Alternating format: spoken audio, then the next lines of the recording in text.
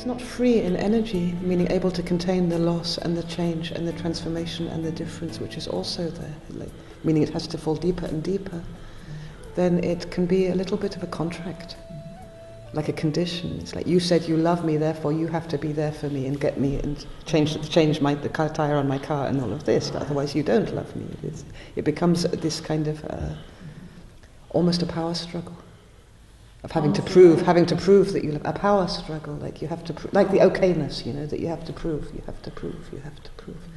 And I'm not talking really about others, between ourselves and ourselves. This demand that we feel loving inside ourselves is quite awkward, because this is not natural all the time. Partly because love has a source, and the source of love isn't in itself love. It's not in itself the feeling of love. It's not a feeling.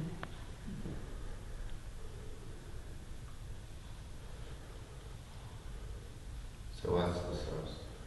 Well, that's the interesting question, isn't it? Because, yesterday we were talking about there being not a separate self and becoming aware that we're aware, and trying to begin to point towards that actually the awareness here is shared. Point toward that. The awareness of all of us is shared beyond any individual. Mm-hmm.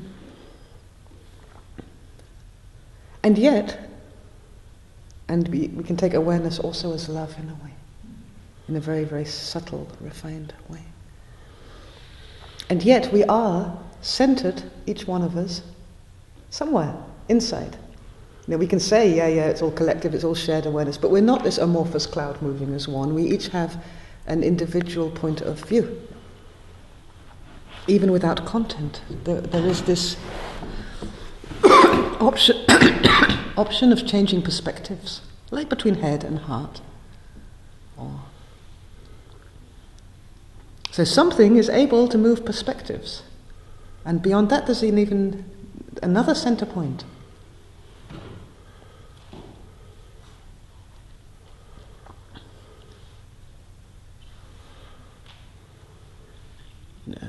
There's no feeling of love without the one that's able to feel it. And there's no contraction without the one that's somehow inside the contraction.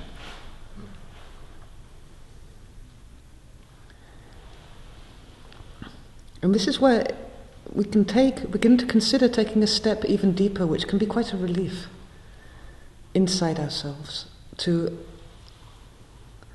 an area at source which we call the imperceivable, meaning it can't be perceived.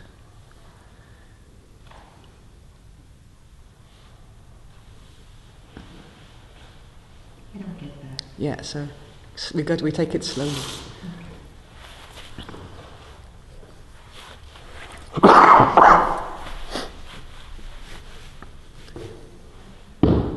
It starts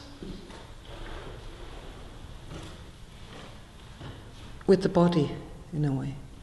So if you now we just take the eyes. Later on we can get rid of the visual, but if you just take your visual perception and you're looking around the room, we're all looking at each other and at the space.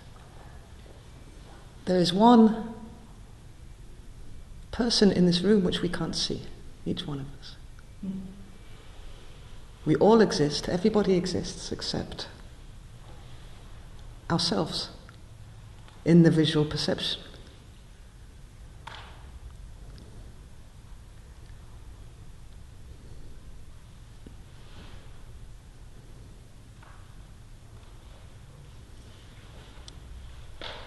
So in a way, in this moment, you are imperceivable to yourself.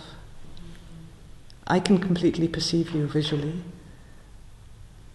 and you can see me, but it's a bit of a joke, isn't it? Because you utterly see me and I utterly see you, and neither of us see ourselves. That's how interconnected we are, and yet you are centered inside you in this imperceivable. That's the first layer of imperceivable.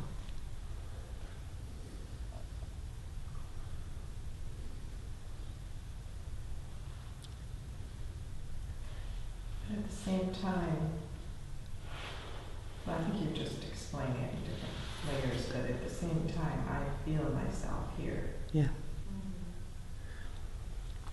So never mind. No, it's okay. We can go in that direction.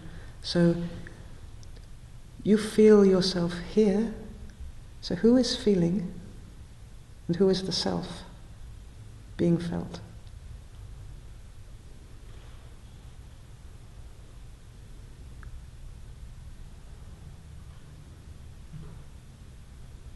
So one of those is imperceivable. In the same way. The other is a layer of form. It's a subtle layer of form, it's a sense of being.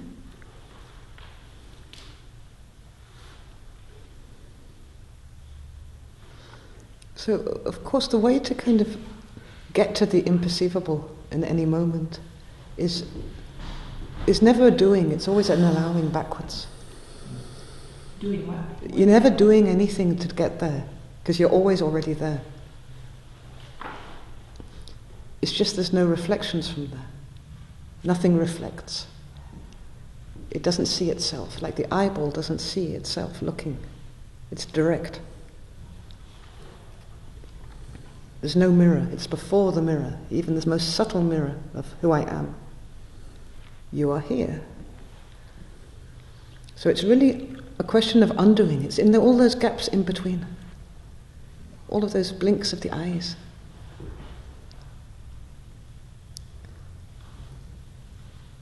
It's a relief to fall back there because none of these subtle obligations like be loving and be peaceful are there. It's kind of, yeah, it's just for real, for realness.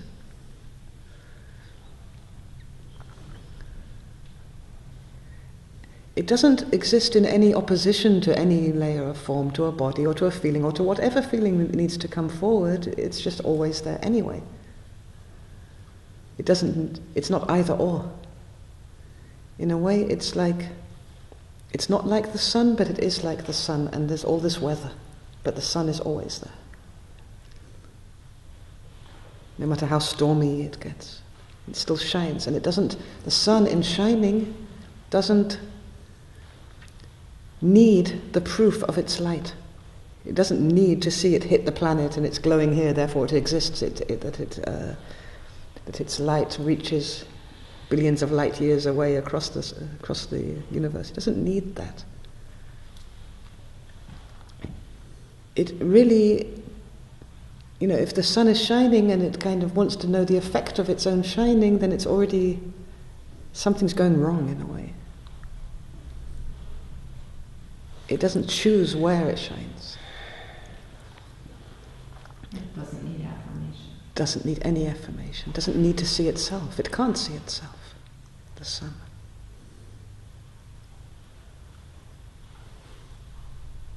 You're talking about that? Yeah. That.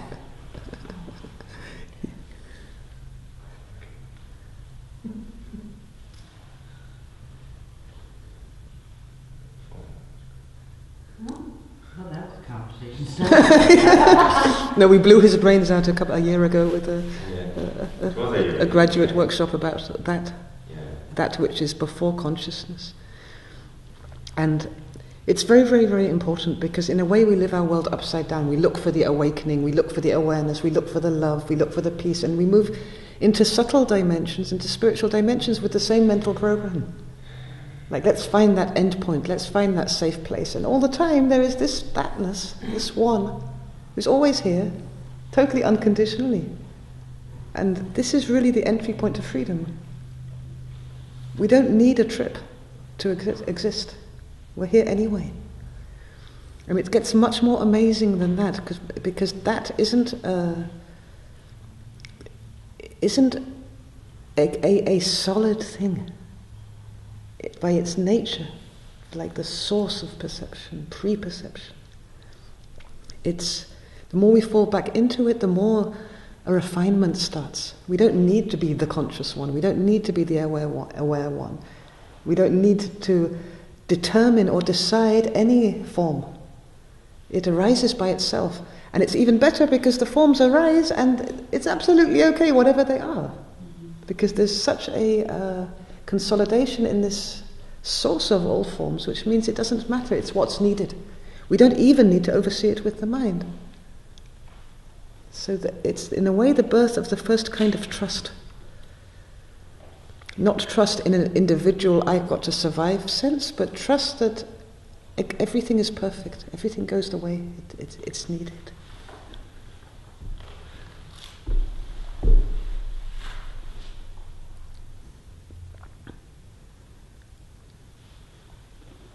This takes a little bit of courage.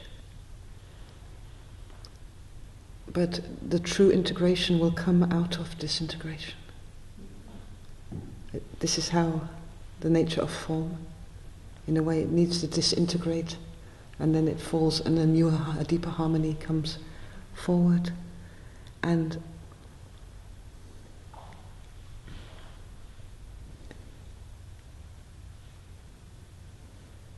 it can be hard to allow the disintegration until you go through it a few times, and then it becomes clear. So the trust grows just through experience, that out of this kind of disintegration, you're still here. And out of this here-ness, a deeper harmony comes forward. And it's not like a foreign form that comes forward, it's a form more close to home, more intimately true to you. And in the end, the art is to let yourself fall and don't stop the falling. Just fall. Then everything comes together. It's not that we land somewhere and everything comes together, but we fall and we keep on falling. And then everything comes together.